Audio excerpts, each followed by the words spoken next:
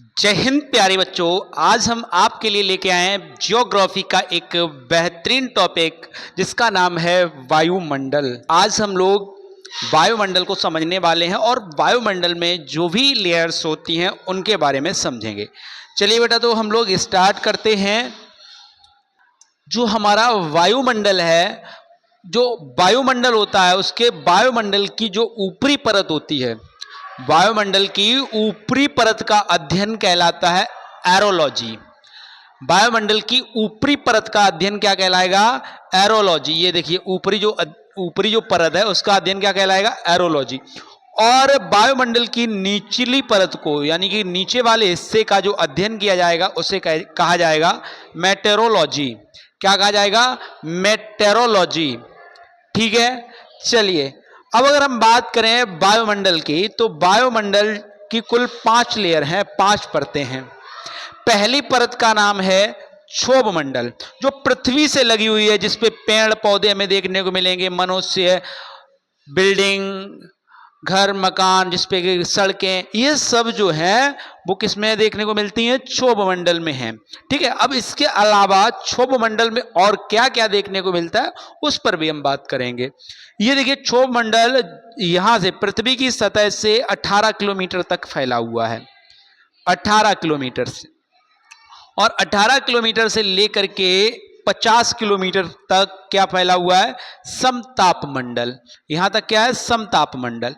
और समताप मंडल यहां से लेकर के 50 किलोमीटर से लेकर के 80 किलोमीटर, यानी कि 30 किलोमीटर मोटा क्या है? मध्य मंडल। 80 से लेकर के 640, कितना बेटा? 640 किलोमीटर तक हमारा देखने को मिलता है आयन मंडल। क्या होगा? आयन मंडल। इसके बाद यहां से लेकर के ये ऊपर वाला पार्ट कहलाता है बहिर मंडल, जो क्या है? 700 किलोमीटर ऊंचाई तक फैला हुआ है। बोलिए, ये बातें समझ में आ रही हैं? सबसे पहले हमारा हो जाएगा क्षोभ मंडल, फिर समताप मंडल, फिर मध्य मंडल, फिर आयन मंडल और फिर बहिर मंडल। यहां पर क्षोभ मंडल में अगर हम देखें तो वायु बहुत सघन होती है, यानी बहुत पास पास होते हैं इसके परमाणु। और जब अगर हम बाहिर मंडल की बात करें तो एक यहां, एक यहां, एक यहां, यानी कि बहुत ज्यादा विरल। ठीक है। बहुत ज्यादा दूर दूर होंगे वायु के कण। ठीक है। बहुत ज्यादा दूर दूर देखने को मिलते हैं वायु के कण। इतनी बात समझ में आ गई होगी। चलिए आगे समझते हैं। सबसे पहले हम बात करते हैं क्षोभ मंडल की। क्षोभ मंडल में आखिरकार क्या क्या होता है उसके बारे में समझते हैं। क्षोभ मंडल जो होता है वो होता है 0 से लेकर 18 किलोमीटर तक। 0 से 18 किलोमीटर तक होता है। मौसम यहीं पर बदलता है। पानी का बरसना, बिजली का चमकना, यानी बादलों का गरजना, ये सब जो होते हैं वो होते हैं हमारे क्षोभ मंडल में। ठीक है।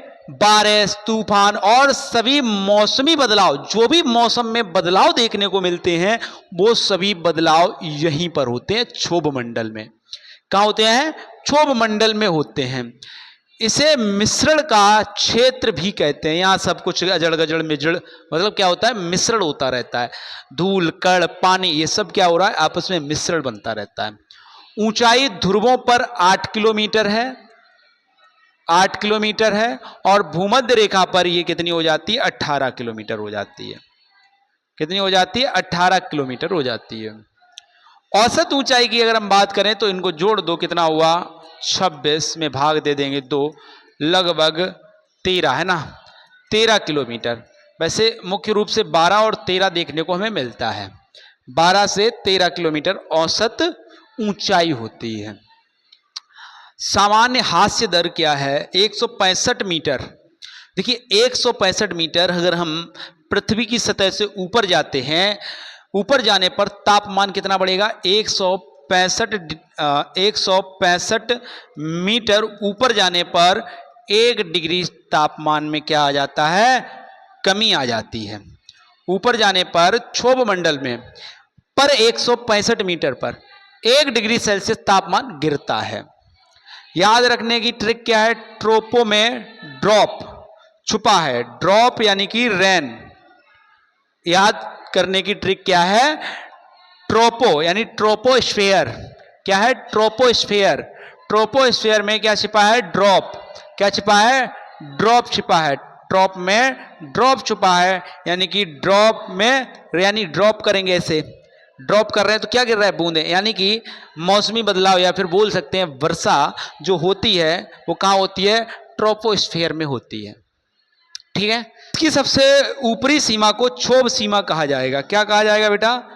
क्या कहा जाएगा? जहां पर क्षोभ मंडल समाप्त होता है, क्षोभ मंडल जहां पर समाप्त होता है और समताप मंडल जहां से स्टार्ट होता है, उस लेयर को क्या कहा जाएगा? क्षोभ सीमा कहा जाएगा। ठीक है, क्या कहा जाएगा? क्षोभ सीमा कहा जाएगा। इसके बाद हम देखते हैं समताप मंडल को। समताप मंडल की क्या खास विशेषताएं होती हैं? समताप मंडल, यहां पर जो है पूरा एकदम शांत वातावरण होता है। क्या होता है? शांत वातावरण होता है। यहां धूल कण नहीं है, बादल और मौसमी घटनाएं नहीं होती हैं इस क्षेत्र में, यानी एकदम ये पूरा कैसा है? साफ क्षेत्र आपको देखने को मिलेगा। हवाई जहाज उड़ाने के लिए सबसे आदर्श क्षेत्र माना जाता है। इसी वजह से आप देखिए ये हवाई जहाज उड़ रहा है, क्योंकि यहाँ धूल कण नहीं है, बादल नहीं है, तो इस क्षेत्र में हवाई जहाज उड़ाना आसान हो जाएगा। अगर हम बात करें तो इसी के अंदर यहां पर, जैसे मान लीजिए यहां से मान लीजिए स्टार्ट हुआ, ये देखिए बादल के ऊपर से स्टार्ट हुआ, तो इसके ऊपरी हिस्सा में आपको देखने को मिलेगी क्या? एक लेयर, एक परत, जिसे हम बोलते हैं ओजोन परत। ये देखिए, ये सुरक्षा कवच की तरह देखो नजर आ रही होगी आप लोगों को, एक सुरक्षा कवच जो नजर आ रहा है, इसे हम कहते हैं ओजोन परत। क्या कहते हैं? ओजोन परत कहते हैं। O3 है हमारा ये O3, यानी कि एक सुरक्षा कवच का काम करता है सूर्य से आने वाली। ये देखिए सूर्य से किरण आई, ये एक किरण आई, लेकिन ये है कौन सी किरण? ये है परावैंगनी किरण। परावैंगनी किरण हमारे लिए हानिकारक होती है। जब ये परावैंगनी किरण सीधी आती है तो यहां से टकरा के ये इस तरह से चली जाती है। ये आई और टकरा के ये वापस चली गई। यानी कि सुरक्षा कवच किस लिए कहा गया? क्योंकि ये सूर्य से आने वाली परावैंगनिक किरणों को परावर्तित कर अंतरिक्ष में पुनः भेज देता है और हमें परावैंगनिक किरणों से ये ओजोन परत बचाती है। ठीक है, ओजोन परत 20 से 22 किमी की ऊंचाई पर स्थित है। और एक बात याद रखना, ओजोन परत की जो मोटाई है वो डॉप्सन में मापी जाती है। किसमें? डॉप्सन में। ठीक है। सुरक्षा कवच, सूर्य की हानिकारक परावैंगनिक किरणें यूवी रेज को रोकती है और स्किन कैंसर से बचाती है। यह हीट को अवशोषित कर पृथ्वी को तापमान क्या करती है? नियंत्रित रखती है। अगर परावैंगनिक किरणें हमारे स्किन पर पड़ जाएं, यानी हमारे शरीर पर पड़ जाएं, तो हमें क्या हो जाएगा? त्वचा संबंधी समस्याएं हो जाएंगी, अर्थात कैंसर हो जाएगा। ठीक है। देखिए मध्य मंडल की हम बात करें, सबसे ठंडी परत क्या हो जाएगी? अच्छा, एक चीज और याद रखना, जो समताप मंडल है, समताप मंडल, समताप मंडल में ताप में कोई परिवर्तन नहीं होता, इसीलिए लिखा है समताप, यानी समान रहता है।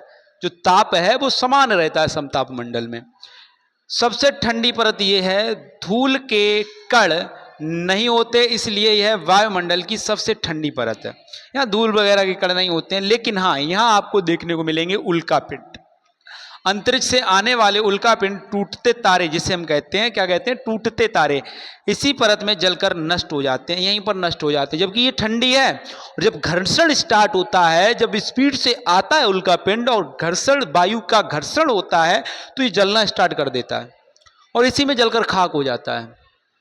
ठीक है, तो इसे हम क्या कहते हैं? मध्य मंडल, बीच वाला है ना, मध्य मंडल। इसकी मोटाई कितनी है? 50 से 80 किलोमीटर। ठीक है। इसके बाद हमारा आता है आयन मंडल। आयन मंडल की बात करें तो आयन मंडल विद्युतीय कण, यानी कि यहां पॉजिटिव और नेगेटिव चार्ज वाले कण पाए जाते हैं। सीधा लिखा आयन, यहां क्या पाए जाते हैं? आयन पाए जाते हैं। पॉजिटिव और नेगेटिव दोनों प्रकार के आयन देखने को हमें यहां मिलते हैं। बोलिए क्लियर? ठीक है।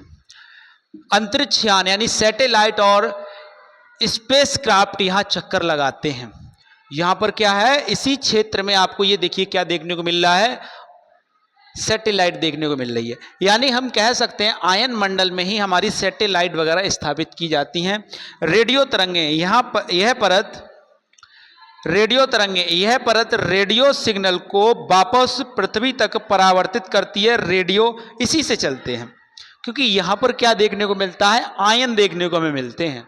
क्या देखने को मिलते हैं, आयन देखने को हमें मिलते हैं। चलिए बोलिए, इतनी बात क्लियर हुई। आगे बढ़ते हैं, बहिर्मंडल की बात करते हैं। बहिर्मंडल की खास बात क्या है? बहिर्मंडल 700 किलोमीटर से भी अधिक है, अंतिम सीमा है। यह वायुमंडल की सबसे ऊपरी परत है जो अंतरिक्ष में विलीन हो जाती है, अंतरिक्ष में जाकर कहीं पर समाप्त हो जाती है।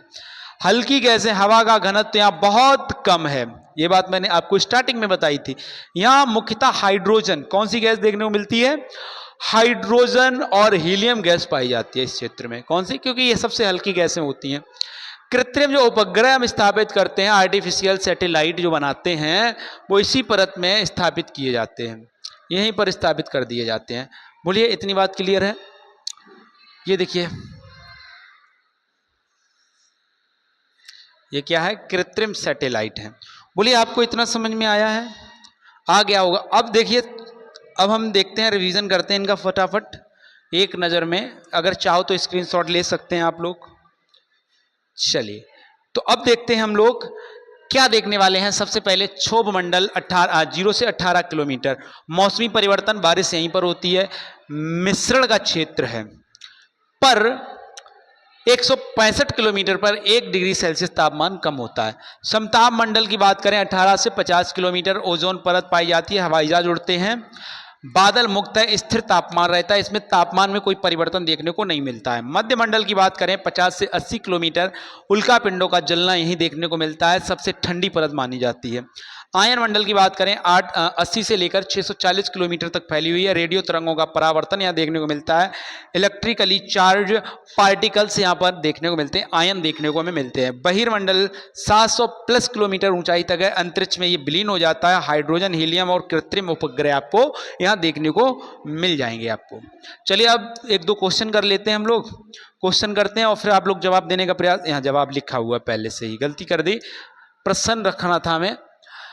तो ओजोन परत वायुमंडल की किस परत में पाई जाती है? जैसा कि हमने बताया था आपको, समताप मंडल के ऊपरी भाग में क्या पाया जाता है? ओजोन परत पाया जाता है। कहां पर? समताप मंडल में। मिश्रण का क्षेत्र किसे कहा जाता है भाई? मिश्रण जहां देखने को मिलता है, यानी सबसे नीचे वाला क्षेत्र, उसे कहते हैं क्षोभ मंडल। अंतरिक्ष से आने वाली उल्का पिंड किस परत में जलकर खाक हो जाती हैं? जो बीच वाला क्षेत्र था, सबसे ठंडा वाला, यानी कि मध्य मंडल। कौन सी परत रेडियो तरंगों को परावर्तित करती है? कौन सी परत रेडियो तरंगों को परावर्तित कर देती है? तो आयन मंडल, जहां पर आयन यानी चार्ज देखने को मिलते हैं, वहां। ठीक है, तो आज का वीडियो आप लोगों को कैसा लगा कमेंट में जरूर बताइएगा। ठीक है, मिलते हैं ऐसे ही किसी इंटरेस्टिंग टॉपिक के साथ, तब तक के लिए नमस्कार, जय हिंद।